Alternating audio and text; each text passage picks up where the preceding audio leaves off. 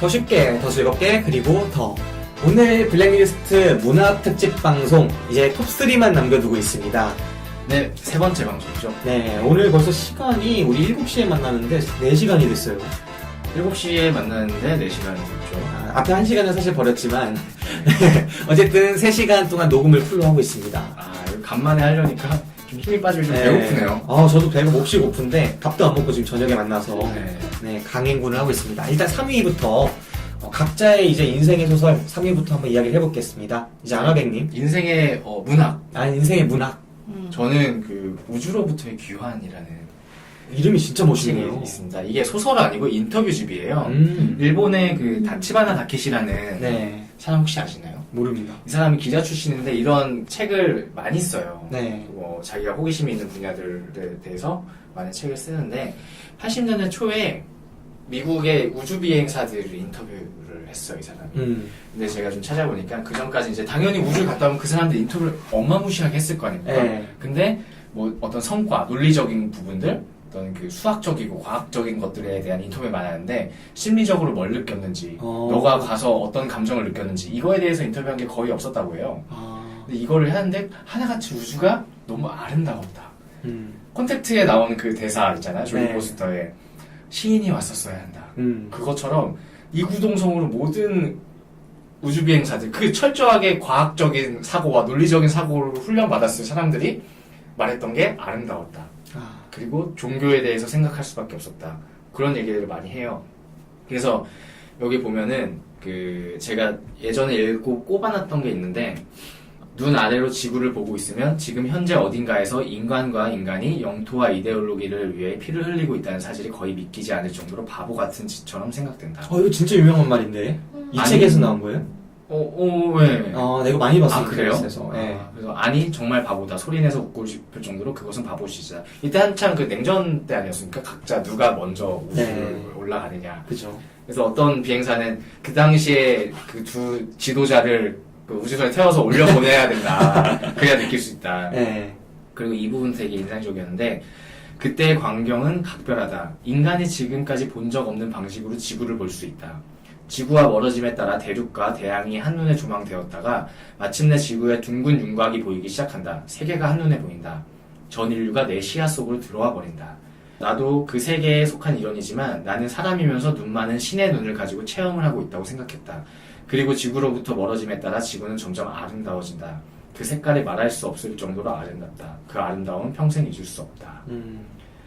그리고 또 재밌는 표현들이 있었는데, 우주선의 창을 통해 내다보고 있으면 대단히 빠른 속도로 지구가 눈앞에서 회전한다. 어쨌든 90분에 한 바퀴를 도는 것이다. 지금 그리스도가 태어난 곳을 통과한다고 생각하고 있으면 바로 부처가 태어난 곳에 도착한다. 나라 수와 비슷할 정도로 많은 종교와 교파가 있다. 어떤 종교도 우주에서 보면 지방 종교다. 각각의 지역이 이것이야말로 우리들의 정신적 지도자, 지도 원리라는 선전물을 가지고 있지만 그 지역에서는 그럴듯해 보여도 우주에서 보면 그것이 진정한 보편적 정신적 지도의 원리라면 지역마다 다를 리 없다는 생각이 든다. 우주에서 보면 인위적인 국경선이란 걸 볼 수 없다. 저 아래 몇백 개 국가가 분단되어서 대립 항쟁하고 있다는 사실이 아주 우습게 보인다. 종교 간의 대립이 바보 같은 짓으로 보인다. 그래서 우주에 갔다 온 사람들은 다들 나중에 그 성직자가 되거나 또 환경운동가가 되거나 뭐 그런 식으로 많이 이후에 활동들을 많이 했다고 해요. 그래서 제가 이걸 꼽은 이유는 아까도 말씀드렸듯이 논리적으로 무장된 과학자이기도 하잖아요. 어떻게 보면 우주에 가는 사람들들. 그죠. 그 사람들이 그런 어떤 감동, 아름다움 이런 걸 얘기했다는 것 자체가 이게 김기사만한 문학의 범주에 들릴 수 있지 않을까? 그런 생각이 들었어요. 충분히 들 수 있다는 생각이 드네요. 그리고 마지막으로 제가 말씀드리고 싶은 것은 이것도 우주도 우주선 안에 있는 것과 우주복을 입고 밖에 나가는 게 전혀 다른 체험이래요. 그러겠죠. 그래서 이걸 말씀드리면 우주선 안에 있는 것과 우주복을 입고 우주 공간에 떠 있는 것은 같은 우주 체험이긴 하지만 완전히 질이 다른 체험이다. 우주선 안에는 모터 소리, 사람 목소리 등 다양한 잡음이 있다. 그러나 우주 공간에 떠 있는 동안 우주복 속은 완벽한 정적이었다. 그때 외에는 경험한 적이 없는 무음의 세계였다. 무선 연락이 오면 모르지만 그것이 끊어졌을 때는 완전히 무음이었다. 그리고 우주선 안에서는 작은 창문으로만 밖을 바라볼 수 있지만 우주복 헬멧은 투명한 구체이기 때문에 시야를 가리는 것은 아무것도 없다. 나 자신이 우주 공간 속에 붕 떠 있음을 깨달았다. 아래를 보니 지구가 그곳에 있었다. 뭐라 말할 수 없을 정도로 아름다웠다. 자신이 지금 시속 17,000마일로 날고 있는데도 그 속도를 실감할 수 없었다. 완전한 정적이 우주를 지배하고 있고 우주가 그대로 보였다. 나는 혼자 그곳에 떠 있었다. 그것을 아무리 잘 전달하려 해도 잘 할 수 없다. 말해버리면 별건 아니지만 이것은 실로 깊이가 있는 체험이다. 이렇게 얘기를 했죠. 그러니까 그래비티 생각나네요. 네, 우리가 조용한 밤에도 사실 다 소음이 있는 거잖아요. 맞아. 근데 여기서는 소리가 전달이 안 되니까 진짜 우리가 할 수 없는 경험을 한 거죠. 그 공각기동 내에서 그 주인공이 이제 고민이 많아지면 항상 심해로 침잠하지 않습니까? 심해에서만 느낄 수 있는 뭔가 있겠죠, 그렇죠. 네. 지구 안에서 우리가 다른 차원의 무언가를 얻기 위해서 수많은 그 철학도 하고 막 수많은 그 사색도 하고 해가지고 고작 열심히 해가지고 한 차원 다른 눈을 갖게 되잖아요. 스스로를 객관화하기도 하고 조금 높은 고양된 영혼으로 다른 곳을 바라보기도 하고 명상도 하고 해서. 근데 이런 것만큼이나 지구를 그냥 떠나서 지구 밖에서 지구를 본다는 경험이 완전히 다른 차원의 인식을 열어줄 것 같다는 생각도 해봐요. 네, 그 경험 자체가. 인간이 생각보다 그 경험에 상당히, 그 또 감각에 상당히 약하잖아요. 그거에 의해서 자기의 사고를 하게 되는 측면도 있고. 그래서 그 지구 밖에서 지구를 바라보는 경험, 그걸 인식하게 만드는 경험, 우리가 생각은 할 수 있지만 느껴보기 전에는 모르는 그 경험을 해본 사람들이기 때문에 이게 참 그 인터뷰집을 읽는 게 큰 경험이 또 되겠어요. 예, 진짜 추천합니다, 이 책은. 네, 그것도 읽고 싶은 책이에요. 제목 한번 다시 말씀해 주시죠. 네, 지구로부터 이게 아니죠. 우주로부터의 귀환이라는 책이고요. 다치바나 다케시라는 작가. 네, 잘 들었습니다. 뜬구름냥 3위 어떤 거 뽑았습니까?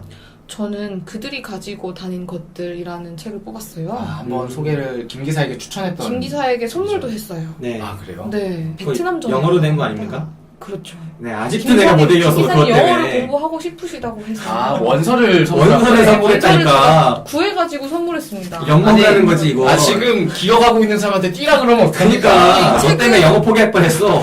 사실 저도 뒤에 가니까 어렵더라고요. 그래요. 근데 앞부분에 이게 연작인데요. 제일 처음에 나오는 게 이게 베트남전에 대한 여러 가지 에피소드가 들어있어요. 에피소드가 아니죠. 한 몇 개죠? 5개?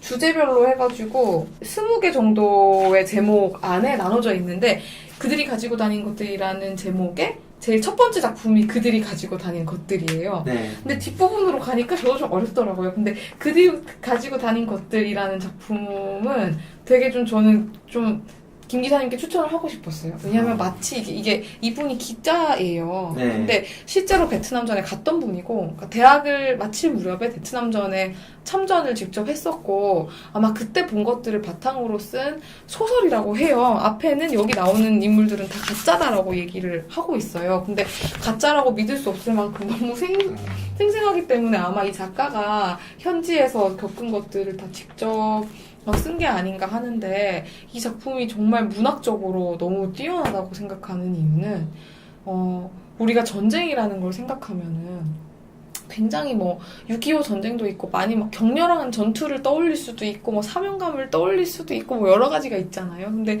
이 작품은 진짜로 전쟁이 무엇인가 인간에게 그걸 너무 잘 보여주는 것 같아요. 예를 들면 저희 아버지가 베트남전에 다녀오셨거든요. 근데 그렇게 전투를 하는 분은 아니었고, 그 전쟁에 아주 말미에 다녀오셨기 때문에, 본인 스스로는 별로 고생은 하지 않았다고 하세요. 심지어 PX병이어가지고. 근데, 사람을 죽인 적이 있냐, 이제 이런 게 궁금하잖아요. 네. 근데 저희 아버지는 그런 케이스는 아마 아니었던 것 같아요. 그래서 한번 이렇게 얘기했는데, 파병 군인이면은 되게 용감할 줄 알겠지만, 그렇지 않다 얘기를 하면서, 딱 한 번 자기가 베트콩과 1대1로 마주쳤던 얘기를 하더라고요. 그래서 그 부대를 혼자 나가서 총도 없었대요. 네. 그 부대 뒤에 숲에 이렇게 잠깐 갔는데 저쪽에서 총을 든 군인 베트콩이 혼자 오는 거를 발견하고 죽었구나. 그냥 저 총을 나한테 쏘면은 그냥 끝난다. 나는 아무것도 없으니까라고 생각을 했는데 그리고 덤벼들어서 사람을 죽여야지 생각조차 들지가 않고 근데 그 아주 짧은 순간에 진짜 많은 생각을 했다고 했는데 그때 느낀 게 정말 사람 죽이는 게 쉽지 않구나였대요. 왜냐하면 그 베트콩도 심지어 총을 들고 있었는데도 저희 아버지를 보고 놀래가지고 음. 서로 약간 너무 놀란 나머지 걸음아 날 살려라고 도망간 거죠. 아. 그 두 사람이 목숨을 구한 얘기를 했었는데 좀 사실 저는 뭐 어찌 보면 좀 시시하다 싶기도 했지만 다행이다 싶기도 했거든요. 사람이 사람을 이렇게 죽인다는 게 뭘까. 근데 이제 이 팀 오브라이언의 그들이 가지고 다닌 것들이라는 책은 그 주인공이 있어요. 어떤 한 팀, 알파팀이라고 부르는 한 이 구성원들을 주인공으로 하고 있는데 여기서 첫 번째 그 일부를 발췌해서 읽어드리면요. 제가 그 번역된 거를 읽어드릴게요. 그들이 가지고 다닌 것들은 이런 것들이었다. 이런 그 시 같아요, 마치. 그러니까 전쟁의 참상을 참상으로 얘기해주는 게 아니라 그들의 일상을 뭐 물건이든 들고 다니던 물건이든 가지고 있던 감정이든 이런 것들로 시처럼 마치 나열을 하는데 그 일부를 발췌해서 읽어드리면 이런 게 있어요. 그들은 언제 죽을지 모르는 군인들이 가진 격한 감정의 짐을 가지고 다녔다. 슬픔, 공포, 사랑, 열망 같은 것들은 무형의 것들이었으나 그것들만의 양과 특별한 무게를 가지고 있었다. 그것들은 또한 유형의 무게를 가지고 있었다. 그들은 부끄러운 기억들을 가지고 다녔다. 간신히 통제되고 있는 자신의 비겁함에 대한 비밀을 짊어지고 다녔다. 도망치고 겁먹고 숨으려는 본능이 그것이었다. 그것은 모두에게 무거운 짐이었다. 여러 가지 이유 때문에 그들은 결코 그것들을 내려놓을 수가 없었다. 완벽한 균형이 필요했다. 그들은 자신에 대한 평판을 짊어지고 다녔다. 물론 어마어마한 공포도 가지고 다녔다. 얼굴이 달아오르는 공포였다. 제가 읽어드린 부분은 이들이 가지고 다니는 무형의 것들에 대한 것이었고요. 초반에는 이런 설명도 있어요. 만약에 김 기사님이 있고 뭐 그 안화백님 있고 제가 있잖아요. 같이 이제 전투를 다녀요. 그러면은 안화백은 항상 여자친구의 사진을 들고 다녔다. 하면서 이제 그 사람의 사랑에 대한 얘기가 쭉 나오고, 김 기사님은 좋아하는 망가를 가지고 다녔다. 참호를 파고 참호를 파고 들어가서 뭘 할 때면 누구는 뭘 받고 누구는 뭘 받고 누구는 뭘 했고, 그리고 이 부대를 이끄는 대장은요, 그 대위는 항상 그 미국에 두고 온 자신이 좋아하는 여자가 써준 편지를 들고 다니면서 쉴 때마다 읽었어요. 그리고 그때만큼은 그 상상 속에서 그 미국에서의 삶과 그런 것들이 펼쳐지는 거죠. 그 끝나지 않는 전투와 정말 적이 누구인지도 알 수 없는 그 게릴라들을 상대로 하는 전투에서 그걸 펼쳐볼 때만큼은 그 뭔가 상상의 나래를 펼치는데, 이 사람이 편지의 그 주인공인 자기의 흠모하는 여성을 생각하던 때에 그 부대원 한 명이 죽어요. 가다가 뭐 지뢰인지 폭탄인지 뭔지를 잘못 밟아가지고 그때부터 이 사람은 자기가 이 편지 때문에 그 부대원을 죽였다는 생각에 죄책감에 살게 되거든요. 그래서 어느 날 혼자 이 편지를 불태우러 가는 그런 장면도 나와요. 그래서 그때부터 더 이상 이 편지는 이 사람의 가지고 다니는 물품의 목록에서 없어지는 것이죠. 그런 식으로 그린 것인데 아주 감동적이었습니다. 네. 작품 이름 한 번 더 말씀해 주시죠. 그들이 가지고 다닌 것들, 영어로 한번 말씀해 팀 주시죠. 오브 라이언입니다. 너 한번 읽어봐. 진짜 할 수 있는지 영어로. 보자. 이걸 읽을 수 있는지 안화백님이 잘 읽으시던데요. 아니, 한번 읽어보세요. 제목을 The things they carried. 진짜 이게 영국 발음입니다. 아닙니다.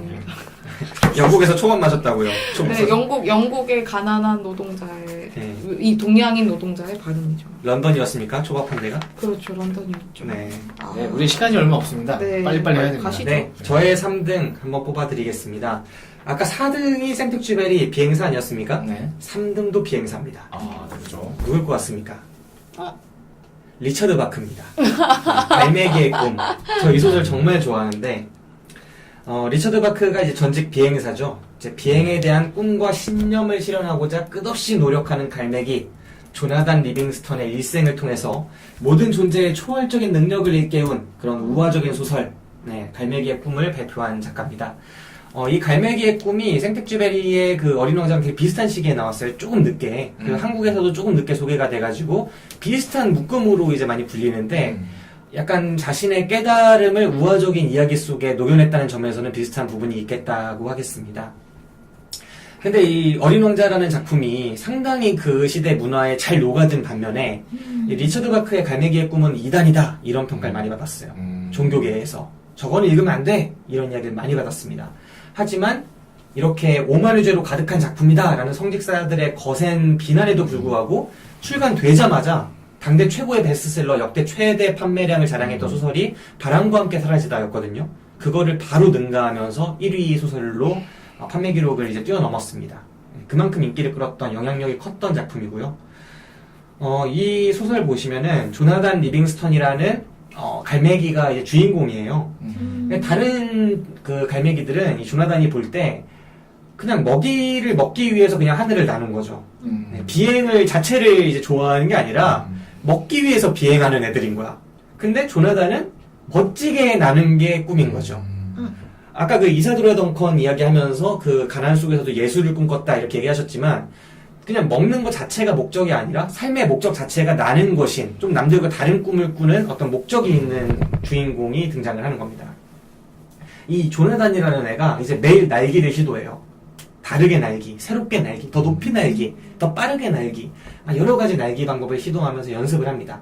근데 조나단의 이런 행동들이 갈매기도 나름의 사회가 있지 않습니까? 네. 그 사회의 오랜 관습에 저항하는 것으로 여겨지게 돼요. 그러면서 저 자식 좀 이상하다, 저 새끼랑 같이 놀면 안 된다 이러면서 따돌리기 시작하는 거죠. 그래서 조나단은 계속 따돌림을 받다가 결국은 무리해서 추방당합니다. 추방을 당해서 되게 타격이 있을 법도 한데 조나단은 이제 거기에 좌절하지 않아요. 매일 더 힘든, 더 완전한 비행수를 체득하기 위해서 더 노력하고 결국 완전한 비행수를 어느 순간 체득하게 됩니다. 네.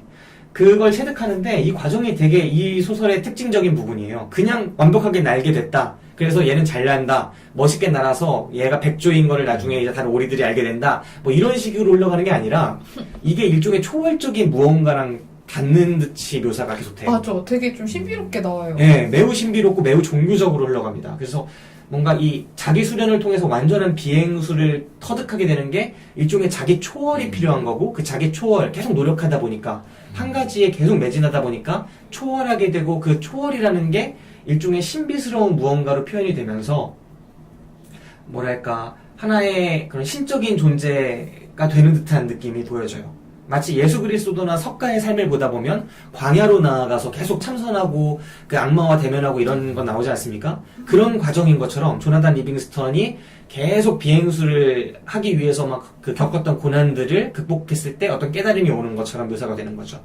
그래서 이게 상당히 종교적인 이 부분 때문에 이게 이단으로 몰리고 막 그랬던 게 아닌가. 그리고 심지어 이게 보통 종교들에서 우리 종교들에서 깨달음이나 그런 걸 얻기 위해서는 석가나 예수는 자기 스스로 자기 초월적인 깨달음을 광야에 나가서 얻었지만 니들은 안 돼. 니들은 석가를 따르든가 예수를 따라야 돼. 예수나 석가가 한 길을 보여주지 않잖아요. 예수나 석가를 따르길 권하잖아요. 그렇죠. 근데 이게 웃기는 게 예수가 먼저 있었던 석가를 따라가서 불교에 들어가가지고 그렇게 된 게 아니잖아요. 그리고 석가가 그 앞에 있었던 어떤 선지자를 통해서 그렇게 된 게 아니잖아요. 그래서 조나단 리빙스턴도 자기의 어떤 극복을 통해서 이렇게 도달을 하는 겁니다. 똑같은 방식으로. 그리고 그거를 모두에게 제안하죠, 이 소설에서. 다른 갈매기들, 어린 갈매기들한테 얘들아 이렇게 나는 거야 라는 걸 알려주기 시작해요. 종교 입장에서, 성직자 입장에서 얼마나 밥그릇을 뺏기는 듯한 느낌을 받았겠습니까. 예. 그래서 또 다른 종교를 창시하는 듯한 이거에 대해서 상당히 불편함을 느낄 수밖에 없었을 것이다 라는 생각을 하게 되는 거죠.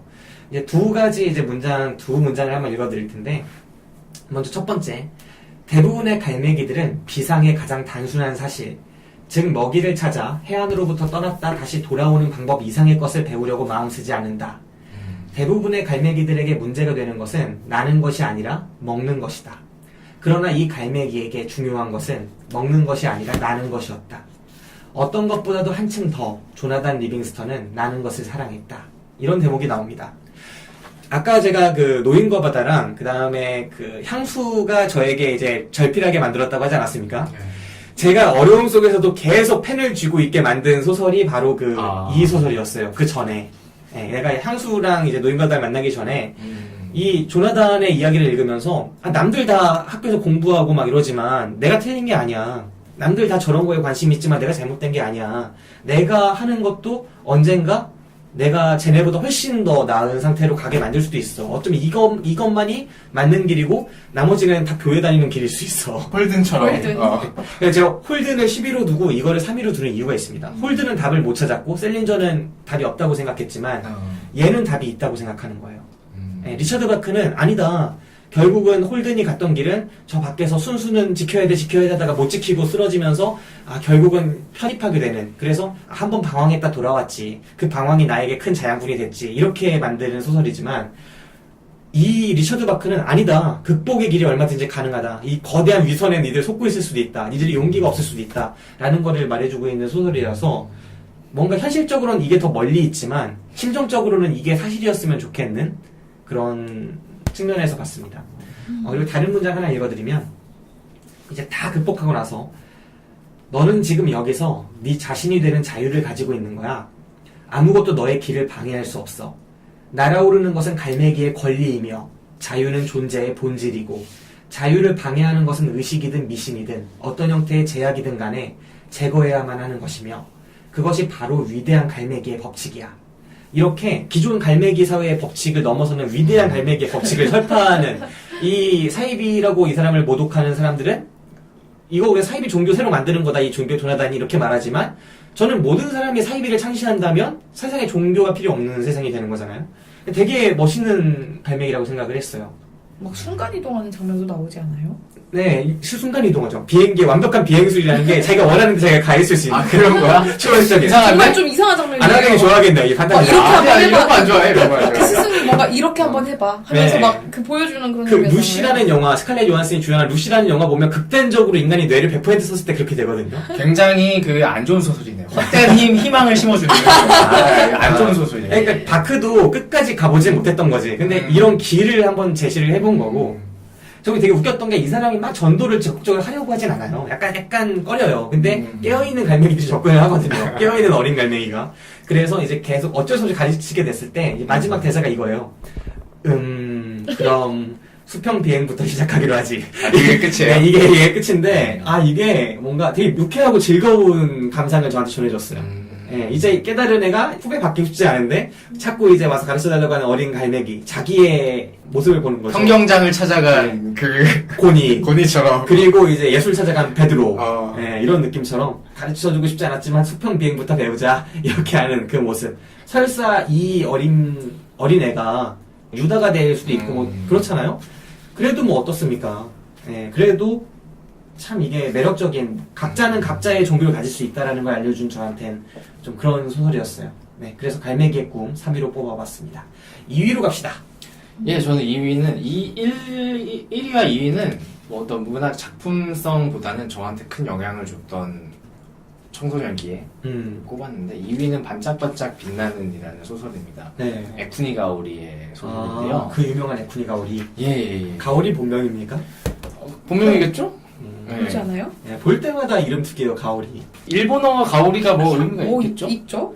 네, 한 글자로 모였던 것 같은데요. 요시모토 바나나는 실명이래잖아요. 그건 실명이에요? 네, 아버지가 바나나 지어줬고요. 정말? 네. 버네너. 네, 버네너. 아무튼 뭐 많이 아시는 내용일 수도 있겠는데, 어떤 설정만 말씀드려도 돼요. 그냥 어떤 여자랑 남자랑 부부예요. 근데 여자 이름은 쇼코인데 알코올 중독자예요. 약간 정신질환도 있고. 오늘 근데 많이 등장하네요, 알코올 중독자. 네, 그 남편은 무치키인데 의사예요. 음. 근데 서로 약간 계약 결혼 같은 거예요. 왜냐면 남편이 게이예요. 그래서 애인이 또 있어. 곤이라고. 곤이에요, 이름이? 곤. 근데 이제 셋이 이제 묘한 긴장 혹은 관계를 유지하는 나오는데, 쇼코는 뭐 남편도 좋아하지만 그 곤도 되게 좋아하죠. 그래서 그런 대사까지 나와요. 의사한테 가서 각자의 정자를 섞어서 뭔가 수정할 수 없냐. 네. 그런 얘기까지 나오고, 어쨌든 셋이 잘 지내는 게 잘 나와요. 근데 제가 이걸 왜 꼽았냐면, 사실 이렇게 동성애에 관해서 많이 생각도 없어. 그냥 일반적으로 우리가 생각할 수 있는 것들, 더럽다. 남자끼리, 여자끼리. 이랬는데, 이걸 읽으면 동성애인데, 동성애 코드가 나오잖아요. 근데 너무 일상적이고 되게 아름답게 잘 그린 거예요. 네. 그래서, 나랑 크게 다르지 않구나. 이거를 처음 심어줬던 것 같아요, 이 소설이. 그래서 이제 이게 저는 인상에 많이 남았고, 제 인생에 영향을 줬던 책을 꼽으라면, 손가락 안에 뽑을 수 있는 소설이었어요. 세상을 보는 인식의 전환점이 됐네요. 예, 그렇죠. 자소서에 많이 썼죠. 아. 네, 이거 쓴 건 잘 안 됐던 것 같아요. 네. 아무튼 예, 빨리 넘어가죠. 아, 한 글자가 아니는 두 글자네요. 향기 할 때 향과요. 네. 직물 할 때 직자를 써서 가오리. 이렇게 애프니 가오리. 네. 네. 작품 이름이 뭐였다고요? 반짝반짝 빛나는. 빛나는. 네. 저는 그 좀 다소 무거운 주제이지만 문화 대혁명을 주제로 한 건데요. 이 책의 제목은 100사람의 10년입니다. 그 부제는 그 집단 열정의 부조리에 대한 증언. 그러니까 이 펑지차이라는 문학가가 네. 이 사람들을 찾아다니면서 증언을 들어서 자기가 재구성한 거예요. 오. 이야기로. 그래서 100사람의 10년이라는 뜻은 그 문화 대혁명이 10년 동안 있었잖아요. 팩션이네. 네, 그렇죠. 네. 그 사람들의 얘기를 수집해서 이 사람들의 신상이 들통나면 안 되기 때문에 이걸 다 약간씩 그 블러를 한 다음에 이걸 쓴 건데 이게 진짜 보면요. 그 중국에 대해 정말 놀라운 점은 저도 이걸 보면서 깨달았는데 문혁을 겪은 사람들이 살아있습니다, 지금. 네. 이게 지금 그렇게 오래된 일이 아니에요. 66년부터 76년까지 10년간이니까 이때 어린이였던 사람들이 지금 중년, 노년이 되었겠죠. 근데 이런 비정상적인 시기를 살았던 사람들이 지금 현대를 살고 있다는 게 가끔 마치 우리가 광주를 겪은 사람들? 그러니까 광주를 겪었고 광주에서 가해를 한 사람들이 지금 우리 주변에 있다고 생각할 때 좀 생소하듯이 문화 대혁명도 그런 건데 광주보다 근데 훨씬 전면적이고 전면적이죠. 장기적으로 그냥 이때는 뭐 홍위병들이 너는 뭐 당에 대해서 뭐 반동 행위를 하는 분자지 하고 찍어버리면 그냥 끝나는 거예요. 끌고 네. 가서 죽이고 때리고 뭐 모든 폭력이 다 허용되었던 네. 광기의 시기였기 때문에 근데 굉장히 이거에 대한 경험을 다양한 사람들로부터 들었어요. 그러면서 이제 서문에서 이렇게 얘기해요. 역사의 잘못은 얻기 힘든 재산이다 라고 하면서 자기가 이 이야기를 수집하기 시작한 뭐 이유 같은 것들을 얘기하는데 이 서문을 잠깐 읽어드리면 이런 겁니다. 내 경험을 비추어 볼 때 모든 사람은 마음속에 자신만 아는 비밀을 하나씩 갖고 있으며 영원히 다른 사람에게 털어놓지 않는다. 고통이 깊을수록 더 깊게 숨기는 법이다. 라고 해요. 그러니까 이 사람들 찾아가가지고 정말 내밀한 얘기를 들은 거죠. 그러니까 애인이랑 정말 좋아하다가 그것도 막 공산당에 되게 촉망받는 분자였는데 갑자기 이렇게 찍혀가지고 애인이 뭐 사람들한테 돌멩이를 맞고 뛰어내려 자살하고 그걸 보고 나서 그 이 애인의 명예를 회복시켜주기 위해서 이후에 몇십 년간을 막 쫓아다니는 그 여자의 얘기도 있어요. 막 그런 얘기도 있고, 뭐, 아버지, 가족 등등등등 있는데, 이 중에서 좀 밝고 경쾌한 얘기를 하나 소개해드리면, 제목이 지혜로운 사람이에요. 당시에 15살이었던 남자, 69년에 있었던 일이니까 지금도 살아 계실 수도 있죠. 이 사람이 이렇게 얘기해요. 당신이 쓴 문학 경험담을 몇 편 읽어본 적이 있는데 전부 고난과 고초를 당한 이야기뿐이더군요. 좀 다른 얘기를 해볼까요? 그때 고생하지 않은 사람이 몇 명이나 되겠어요. 몇 억이나 되는 사람들이 고난을 겪은 얘기를 너도 나도 하다 보면 뛰는 놈 위에 나는 놈 식이죠.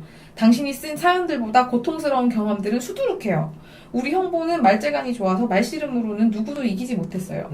그래서 반대파들이 끌고 가서는 가위로 혀를 잘라버리고 말았답니다. 혀가 없으니 말을 못하는 건 물론이고 먹을 수도 없어서 결국 굶어 죽었어요. 무역 시기에는 탕산 대지진 때처럼 이렇게 죽거나 저렇게 죽거나 살아남은 사람들이 많았지요. 그래서 문혁은 마오 주석이 일으킨 대지진이고 탕산 대지진은 지신이 일으킨 지진이라고도 합니다. 그런 비참한 일에 대해서 얘기하지 말고요. 기막힌 사연 하나 들려줄게요. 아주 똑똑한 사람 이야기랍니다. 하고서 좀 자기의 경험을 얘기하는데 이제 그 문혁 시기에 다 같이 농촌에서 그 한때의 청년들이 이동해야 되는 사건이 생겨요. 이제 마을을 찾아서 민가를 찾아서 가는데 앞에는 마오 주석의 상을 도자기로 만든 거를 막 들고 가야 됩니다. 가면서 막 마오 주석의 훌륭함을 막 찬양하면서 밤 동안 행군을 해야 되는 건데 당시에는 다들 마약에 취해 있었기 때문에 그걸 되게 즐겁게 여겨야 되는 것처럼 생각을 하고 진심으로 그 마오 주석의 상을 막 이렇게 즐겁게 들고 가요. 사실 힘들잖아요. 네. 그러다가 중간에 새벽 즈음에 누군가가 그거를 떨어뜨린 거예요. 근데 마오 주석의 상이 깨졌다는 거는 그 사람이 즉시 목을 베어도 싼 그런 죄값을 치러야 되는 그런 일이거든요. 근데 이걸 끌고 갔던 소대장이 이제 지혜로운 사람이었다는 것인데 누군가를 죽여야 되잖아요. 근데 그 상황을 만들고 싶지가 않았던 거예요. 그래서 갑자기 이 사람이 어떤 꾀를 냈는데 전방 마을에서 이상 징후가 포착됐다. 적들의 동태다. 반동 지주들이 파괴 활동을 벌이고 있는 것 같다. 전부 집합해서 전속력으로 달려라. 빈곤 농민들을 포위하고 무상계급 문화 대혁명과 당 중앙 마오 주석을 포위하자 하면서 갑자기 마을에 마오 주석에 대한 위협이 있는 것처럼 꾀를 낸 거예요. 그래서 갑자기 그 상이 깨졌던 거에 대해서는 모든 사람들이 이제 잊어버리고 거기를 향해서 달려가도록 유도를 하죠.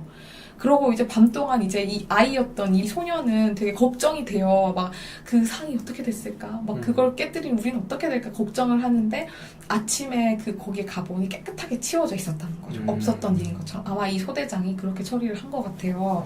이런 에피소드를 소개하면서 이 책의 한 장마다 마지막에 한 문장으로 정리가 되어 있는데 이렇게 정리를 해요. 기형적인 사회에서는 지혜도 다른 모습을 갖는다.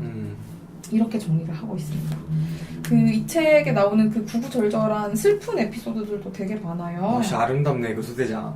아름답죠? 멋지죠? 네. 그리고 막 그 마오 주석을 정말 숭배했던 사람이 이제 자기 가족과 이런 걸 다 잃으면서 이제 사랑하는 사람 다 떠나갔고 중년의 여인이 되어가지고 사랑 없는 결혼을 이제 해요. 자기의 인생을 보듬어 줄 수 있는 사람을. 네. 이제 그 사람과 행복하다라고 얘기하면서 그래도 좋아했던 건 아니라고 하면서 왜냐면은 내가 생명까지 바칠 수 있는 숭배의 감정을 사람은 오직 한 번 가질 수 있는데 일단 깨지면 영원히 회복하기 힘들답니다.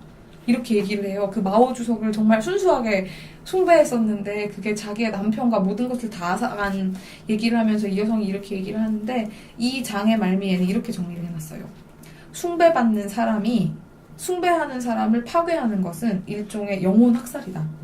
이렇게 얘기했더라고요. 근데 이 영혼 학살을 당한 사람들이 진짜 몇 억이 되었으니 그 참 현대 중국이라는 것도 이해하기가 쉽지가 않겠구나라는 생각도 들고 이 사람의 광기라는 것이 얼마나 어리석고 무서운지 또 이 에피소드를 보다 보면 우리에게도 여전히 그런 광기가 다른 모습으로 변주를 해서 나타나는구나 하는 생각을 또 하게 됩니다. 되게 재밌어요. 진짜 끌리는 책이네요. 네, 정말 추천할 만합니다. 100사람의 10년. 네. 펑지차이? 펑지차이. 예. 네, 알겠습니다. 2등으로 100사람의 10년 뽑아주셨고요. 저에게 있어서 2위로 뽑은 문학은 사실은 이제 소설 중에서 그것도 좀 고전 중에서 어떤 작품이 가장 기억에 남을까 좀 고전을 참 많이 읽었는데 그 중에 넘버원이 되는 소설은 무엇일까를 되게 많이 고민했었어요. 그때 이제 후보군으로 이제 꼽혔던 작품이 노트르담의 꼽주. 네, 빅토르 위고의 이 작품을 되게 좋아했거든요. 제가 아는 가장 비극적인 이야기가 이 소설이에요. 콰지모도의 이야기 너무 슬프잖아요. 그가 사랑한 모든 사람이 죽잖아요. 콰지모도가 마지막에 내가 사랑한 모든 것이 다 이렇게 하는 마지막 대사도 있고 진실은 아무도 모르고 그 노틀담의 꼽주가 있었고 그리고 또 돈키호테 이 소설은 현실과 이상 꿈과 이상의 그 사이에서 계속 생각하게 하고 고민하게 했던 그리고 너무나 멋있는 전반부의 그 에피소드가 있거든요. 그 자기만의 도서관에서 책들을 화형시키는 장면이 있어요. 네. 그때 이제 돈키호테가 막 이 책은 살려야지, 이 책은 살려야지 하는 것들 막 그리고 어떤 책들 그러니까 그 시대에 되게 유명한 수많은 책들을 작가 세르반테스가 돈키호테의 이름을 빌려서 다 비난하고 불태워버려요? 배척시키고 불태우거든요. 처단하고 이 책은 이렇게 형편없는 작품이야. 이 책은 위선으로 가득하지. 이 부분은 헛소리야. 막 이러면서 막 태우다가 하지만 이 작품은 정말 훌륭했는데 알고 보니까 다 지 책이고 이런 거예요. 네, 되게 저는 엄청나게 재밌게 그 부분을 읽었고 너무 좋았거든요. 그리고 세르반테스는 팔 잘렸잖아요. 해저한테 납치돼가지고 배 타다가 몰랐어요. 저는 이제 항공기 탔거나 배 탔거나 우선 탄 사람들 너무 그래서 좋아하는데 배를 타기로 하신 거군요. 네, 세르반테스도 이제 배 탄 작가 중에 한 명입니다. 그 노예로도 팔려가고 그랬었잖아요.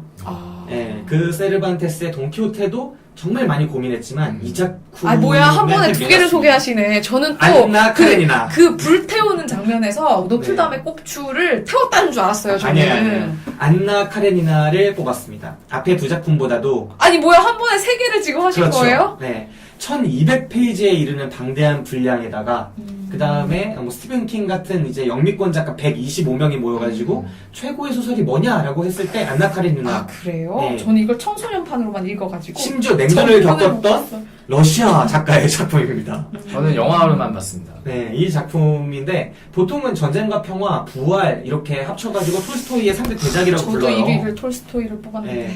근데 저는 부활이나 전쟁과 평화에 될 게 아니라고 생각합니다. 네. 저는 안나 카레니나가 압도적인 1위에 가까운 작품이라 생각합니다. 물론 저는 2위에 뽑았지만 독보적 작품이라 생각하는데 얘기를 보면은 이제 물고 물리는 바람 이야기예요. 예. 이제 그 언니 막장이죠, 뭐. 네, 언니 부부가 이제 뭐 살고 있는데 바람 피운 남편이 바람 폈다는 거예요. 그래서 그걸 알고 결혼해서 살던 이제 동생이 와가지고 그거에 대해서 이제 해결하려고 얘기를 막 하려고 왔는데 와서 다른 남자한테 반하는 겁니다. 자기 남편 대신에 다른 남자한테 반했는데 그 남자를 또 사랑하는 여자가 있었고 또 그 여자를 사랑하는 남자가 있었고 이게 물고 물리는 막 이런 관계예요. 그래서 이 여자가 막 이 관계 속에서 고통받고 그래서 비극적인 결말을 맞이하는데 가만히 보면은 이 소설이 단순히 사랑에 대한 이야기는 아니거든요. 이 방대한 1200페이지에 이르는 이 분량에서 사랑뿐만이 아니라 결혼, 예술, 종교, 죽음 뭐 이런 삶에 대한 톨스토이가 생각한 모든 것의 집대성이다라고 봐도 될 정도의 여러 가지 깊이 있는 이야기들이 막 오갑니다. 무엇보다 저는 이 소설을 되게 깊이 있게 보는 게 문학의 역사에서 한 작가가 자신의 소설을 하나를 발표하고 나서 그 소설에 자신의 삶을 일치시키기 위해서 그렇게 노력한 역사가 없었어요. 오, 그런 작품인가요? 네, 안나 카리니나가 나온 이후에 톨스토이는 안나 카리니나에 나왔던 그 이상적인 삶에 대해서 자신의 인생을 거쳐서 그 삶을 구현하기 위해 노력하고 또 참회록을 내놔요. 이제까지 그렇게 살지 못한 자신에 대해서.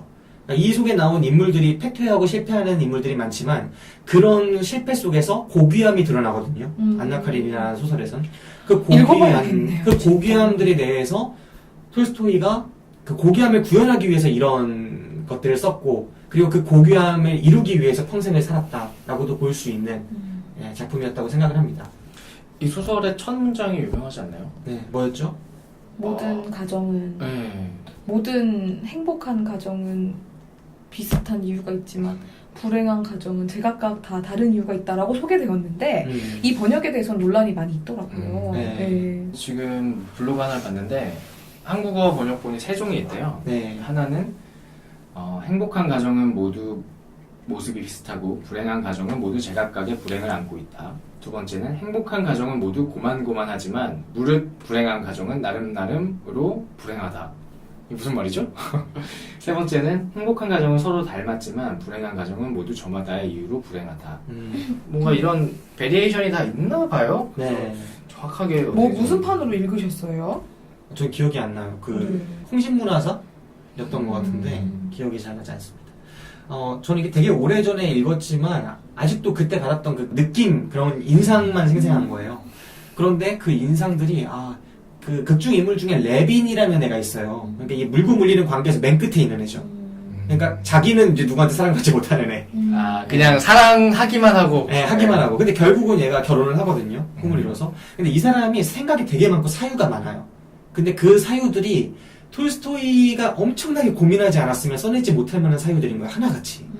그게 막 느껴지는 그런 인상들이 되게 많았고, 그리고 이 레빈이라는 인물이 그 키티라는 여자를 이제 사랑하는데 스케이트장에서 처음 만나는 이야기가 그 한 페이지에 걸쳐서 나오는데, 그 당시에 제가 이 한 페이지를 읽고 이런 소설은 없다라고 느꼈던 1200페이지 중에 그 한 페이지가 정말 대단했다고 느꼈던 문장이 있었어요. 그래서 읽어주세요. 지금 없습니다. 구할 수도 없더라고요. 근데 제가 그게 어디 나왔는지 책을 찾기도 힘들어가지고 그냥 왔는데, 아무튼 이 소설을, 안나 카리니나라는 소설은 저한테 인상밖에 남지 않은 소설이 되었지만 그래도 참 의미가 깊은 소설이다. 톨스토이라는 작가에 대해서 관심이 있는 분들이라면, 그리고 그 이야기 자체에 나왔던 수많은 생각, 사유들을, 보통은 하나의 책이 하나의 사유를 갖기도 힘든데 이 소설은 정말 수없이 나오거든요. 네, 그거를 이야기를 넘어선 어떤 철학을 느끼고 싶은 분이라면 이야기도 재미있습니다. 네, 바람이니까 한번 보시면 좋을 것 같습니다. 네. 자, 2위까지 뽑아봤습니다. 이제 대망의 1위로 넘어갑시다. 대망의 1위. 네. 전화백님. 얘기하면 되나요? 네. 저는 베로니카 죽기로 결심하다라는 소설입니다. 그거 기자에 대한 이야기죠? 아닙니다. 아닙니까? 전혀 아닙니다. 잘못 알았네. 파울로 코엘료예요? 예, 맞습니다. 그 파울로 코엘료. 비슷한 이름의 뭔가 기자 얘기여서 딴 데서 들었구나. 그래요? 네. 아무튼 이 소설은 왜 제가 이 소설을 꼽았냐면 노박 씨 이야기랑 같이 산 책이라고 했잖아요. 네. 그때 뭐 원해서 산 거 아니고 누가 책을 사라 그래가지고 사줄게 그래서 뭘 사지 그래서 그냥 좀 뽑았는데 그걸 읽으면서 소설이 재밌는 거구나.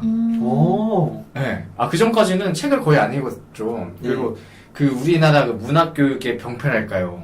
그 소설은 진짜 재미없다. 약간 그런 인식을 계속 갖고 있었던 것 같아요. 네. 그래서 이 책을 그냥 읽는데 그냥 너무 재밌는 거예요. 근데 물론 이때도 제 기억이 나는 게 굉장히 막 묘사들도 많이 나오거든요. 그거 다 스킵하고 읽게 됐어요.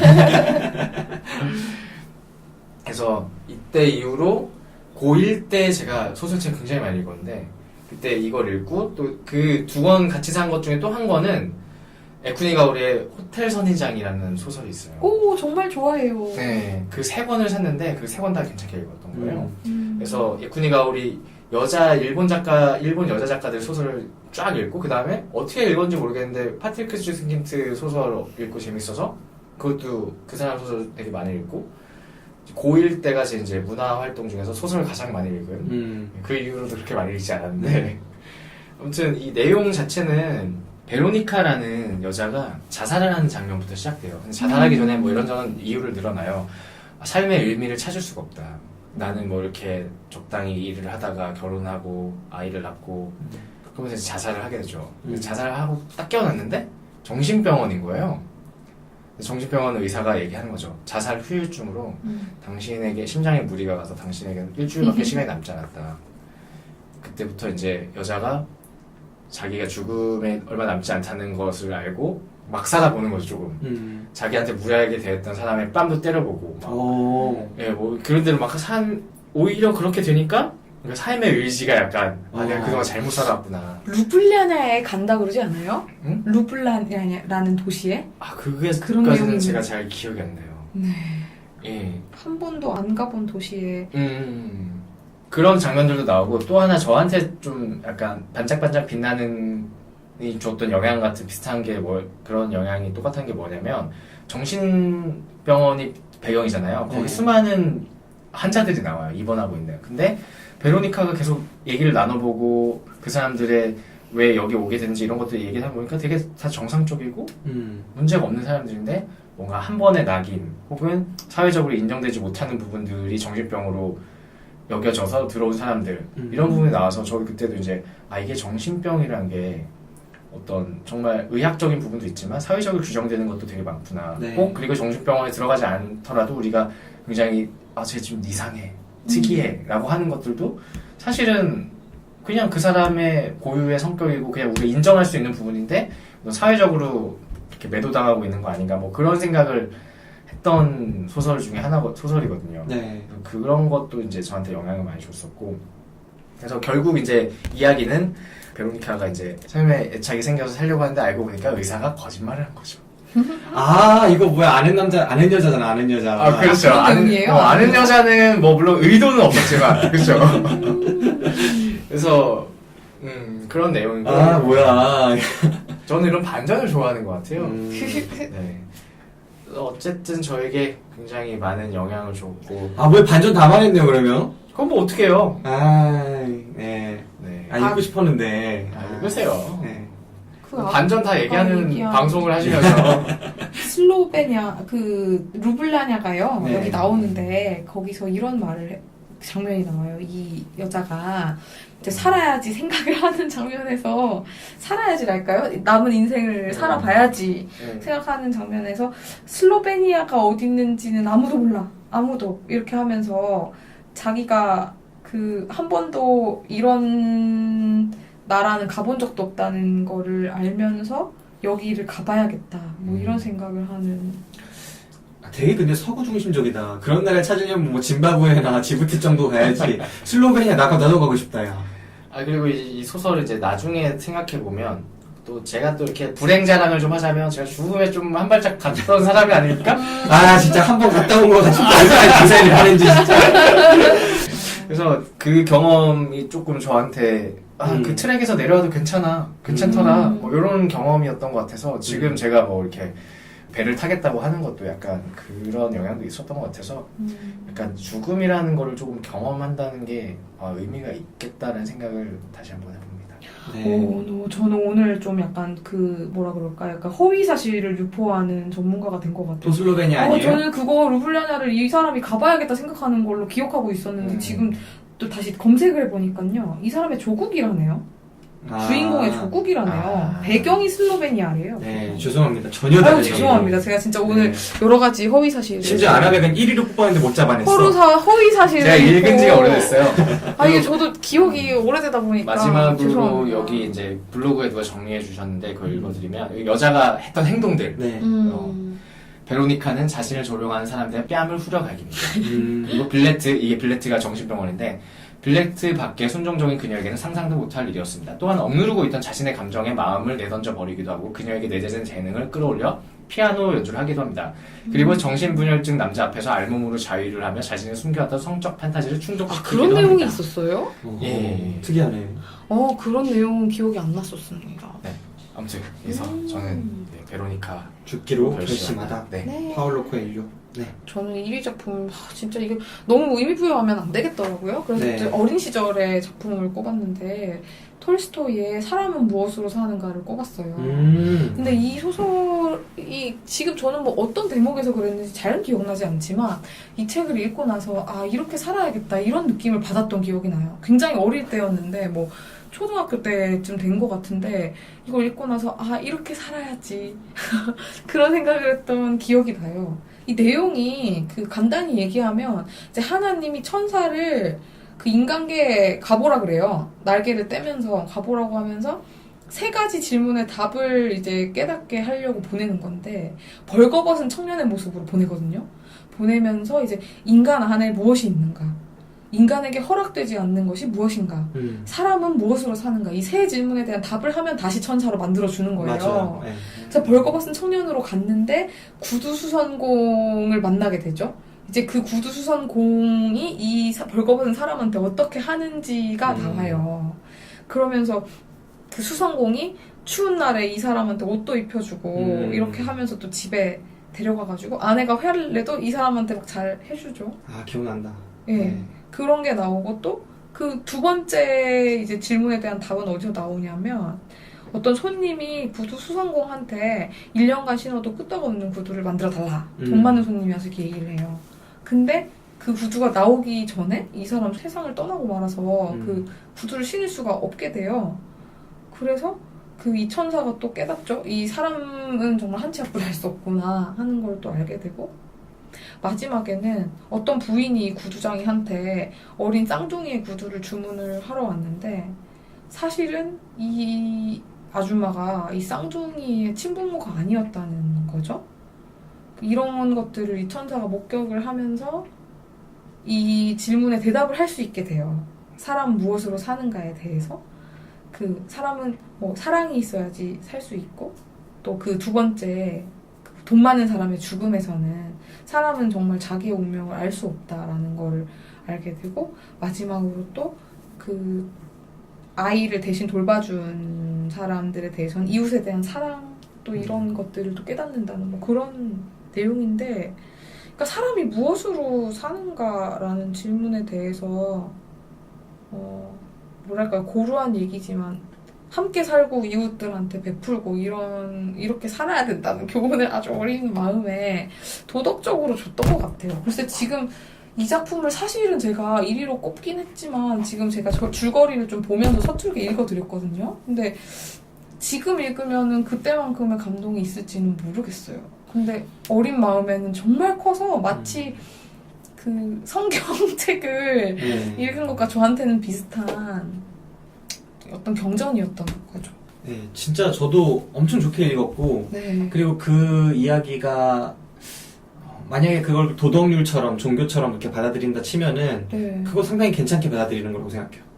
이 다른 책을요? 것보다 그 책이 상당히 온건하고 좋잖아요. 네, 그쵸. 이야기 자체도 좋은 얘기죠. 그리고 너 이렇게 살아라 라는 것보다도 이렇다라는 걸 알려주는 측면도 되게 강한 책이라서 맞죠. 네, 괜찮았던 것 같아요. 네. 굉장히 감동했던 기억이 있고 그로 인해 너무 착한 아이 컴플렉스 같은 거에 시달렸는지는 모르겠는데 아니, 그것 때문은 아닐 거예요. 어렸을 때는 좀 이 책의 영향을 많이 받았던 것 같습니다. 제가 방금 블로그 하얀 날개님이 정리하신 거를 참고해서 읽어드렸어요. 네, 돌이켜보면 진짜 톨스토이가 대단히 뛰어난 작가네요. 훌륭한 작가입니다. 이제 1위까지 이야기를 2분이 하셨고 마지막 백미네요, 백미. 네, 대망의 김기사의 1위. 저는 1위로 삼국지를 뽑았습니다. 야, 네. 김 기사님 역시. 제가 단일 소설을 가장 많이 읽은 게 삼국지예요. 지금까지 한 20, 30번 읽은 것 같고 30번은 안 되겠네요. 어떤 20번 삼국지를 읽었고. 읽으셨어요? 저는 한국에 번역된 거 다 읽었어요. 번역이라기보다 편협된 거. 정말? 뭐 박종화, 정비석, 황석영, 이문열, 뭐 장정일 되게 많잖아요. 다 읽었던 것 같아요. 나오면 막 새로 찾아보고 3권짜리, 그러실 수가 2권짜리 있나요? 막 그 스피노프처럼 나오는 거 있잖아요. 제갈공명, 뭐 조조 뭐 이렇게 나오는 거 다 찾아 읽고 게임도 나오면 다 하고 진짜 완전 매니아라고 할 수 있는 그런 사람이었고요. 정말 좋아했어요. 그리고 볼 때마다 삼국지의 가장 큰 매력은 대하 소설이 그렇잖아요. 주인공들이 많고요. 읽을 때마다 새로운 사람이 보이고 2번 읽으면서 새로운 사람이 보이지 않던 시기라도 새로운 사람을 찾죠. 근데 삼국지는 진짜 삼국지는 영웅들의 이야기거든요. 네, 영웅들의 이야기인데 그 수많은 영웅들이 나오고 수많은 선택들이 나오기 때문에 헤아릴 수 없는 만큼 많은 인물들이 등장해서 누군가는 제 뜻을 펴고 또 누군가는 펴지 못하고 그렇게 쓰러져가는 모습들 그 속에서 어떤 캐릭터 어떤 선택들이 나랑 맞느냐 옳으냐 어떻게 하면 멋이 있고 어떻게 하면 멋이 없느냐 그리고 저 사람은 멋도 없고 옳지도 않은 선택을 왜 했을까 막 이런 것들을 생각하게 한다는 점에서 그리고 그걸 할 수 있는 지점들이 진짜 많다는 점에서 저는 정말 무궁무진한 이야기가 있는 책이라고 생각하고 그리고 오랫동안 전 삼국지에 주제가 없는 줄 알았거든요. 네. 삼국지는 주제가 없다. 이거 뭐예요, 역사의 주제가? 반영일 뿐이다라고 생각했는데 삼국지는 명확하게 주제가 있는 것 뭐예요? 같아요. 인생 무상이에요. 삼국지의 홍콩과 결말이 같은 건가요? 통일하면서 끝나는 게 아니에요. 삼국지는 그 1대 영웅들이 다 죽고 2대 영웅들이 죽고 마지막 영웅들이 막 다 쓰러지면서 결국은 모두가 이루고자 했던 꿈이 좌절되고 끝난다. 근데 그곳에 전혀 예상치 못했던 나라가 세워지고 전혀 예상치 못했던 사람들이 그걸 장악하면서 끝나요. 그러니까 우리는 전 세대에 한판 그런 것들을 봤는데 이 땅을 갖기 위해서 노력하는 그 수많은 사람들을 봤는데 전혀 다른 사람들이 이걸 먹더라. 예.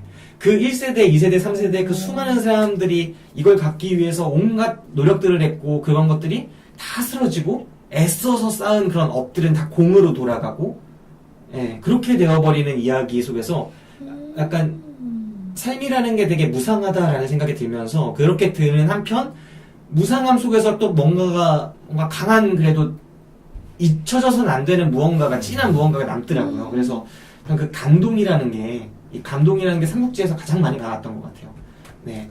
이 나관중의 삼국지 연의를 보면은 한 말부터 위진남북 쪽까지 한 80년밖에 안 되거든요. 80년 역사에서 한 2, 300명 막 등장하죠. 그 강렬한 캐릭터들은. 그 2, 300명 등장하는데 그 속에서 되게 많은 인물들을 제가 생각해보게 만들었던 것 같아요. 네. 김 기사가 가장 좋아하는 인물입니까? 저는 제갈공명입니다. 제갈공명. 네. 제갈공명, 진짜 이렇게 멋있는 캐릭터가 없어요. 삼국지에서 지향하고 계신 거 아니에요 지금? 더 뛰어난 평생? 지향도 하죠. 예. 더 뛰어난 인물도 많고 그런 것 같아요. 삼국지라는 책을 읽어보면 그리고 삼국지 연의에서 주인공이 제갈공명으로 쓰여진 것 같은데 기본적으로 나관중이 멋있는 건 이 사람이 처음에 자신의 재능을 쌓는데 젊은 시절을 많이 바치죠.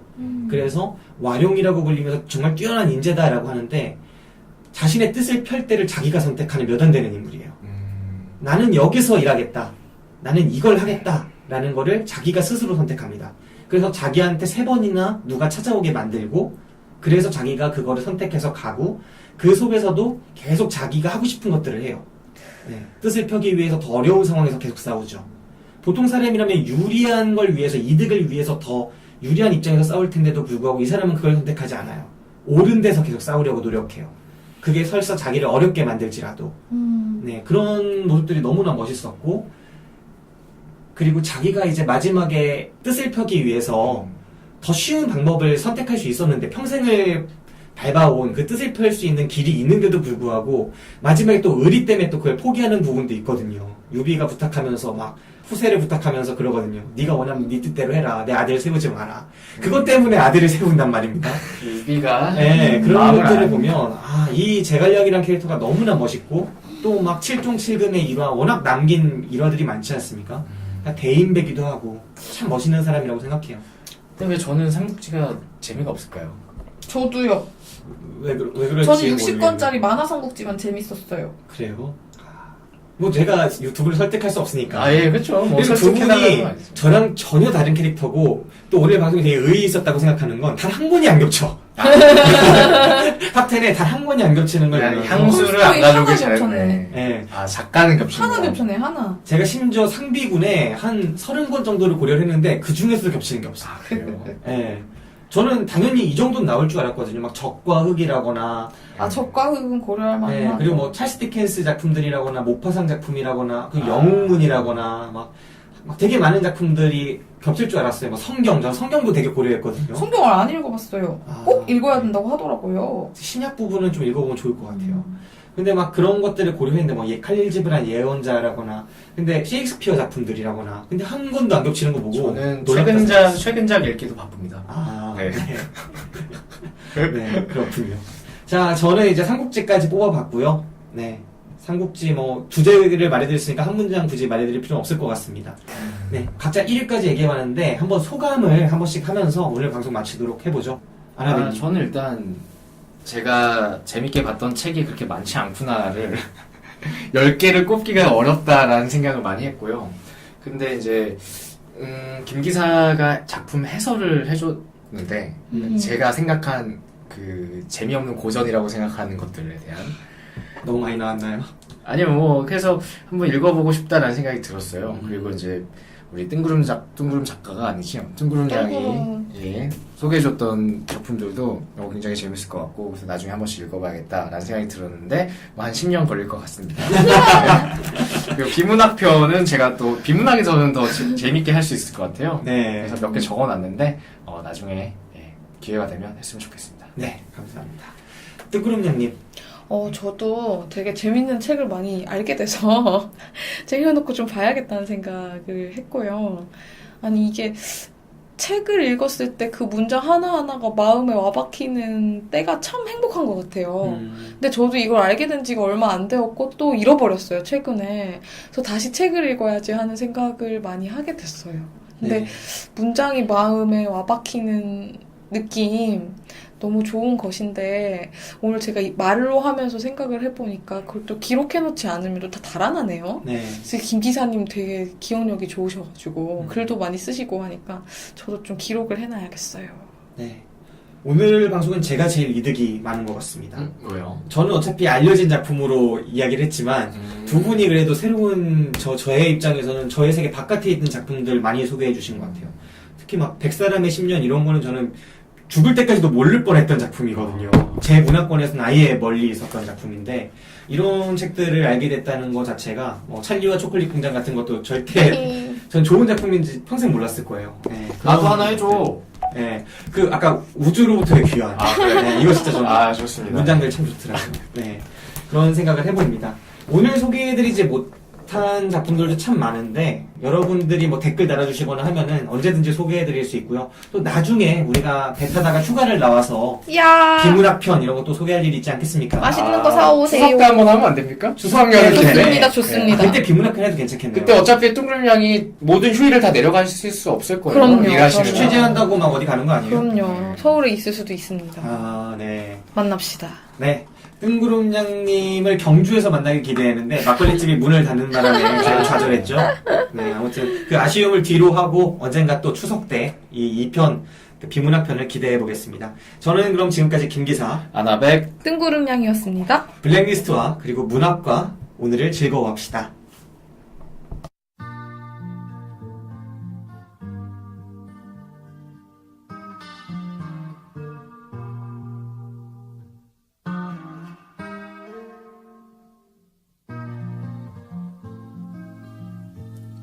창문을 열고 내다봐요.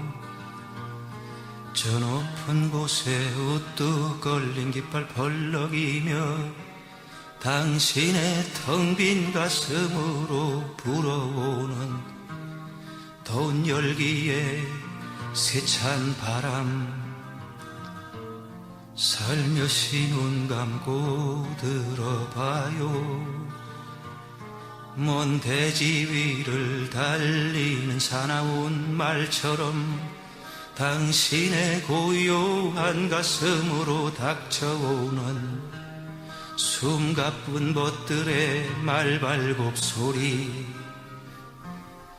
누가 내게 손수건 한 장 던져주리요. 작은 가슴에 얹어주리요.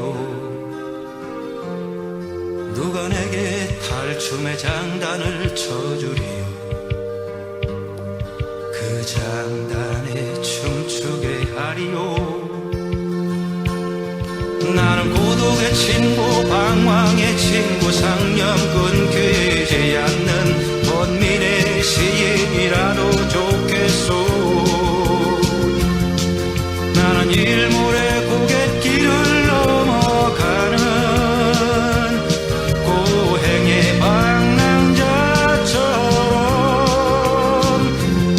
하늘에 빗긴 노을 바라보며 시내 마을에 밤이 오는 소리를 들을 때요.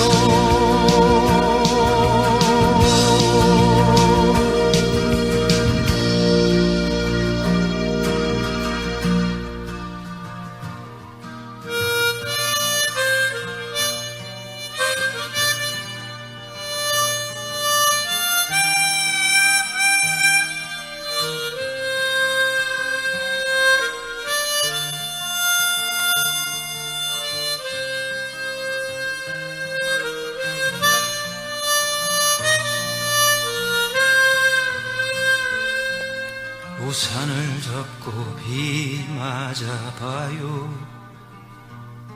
하늘은 더욱 가까운 곳으로 다가와서 당신의 그늘진 마음에 빗뿌리는 젖은 대기의 애틋한 모습. 누가 내게 다가와서 말 건네주리요. 내 작은 손 잡아주리요. 누가 내 운명의 길동무 돼주리요. 어린 시인의 벗 돼주리요. 나는 고독의 친구,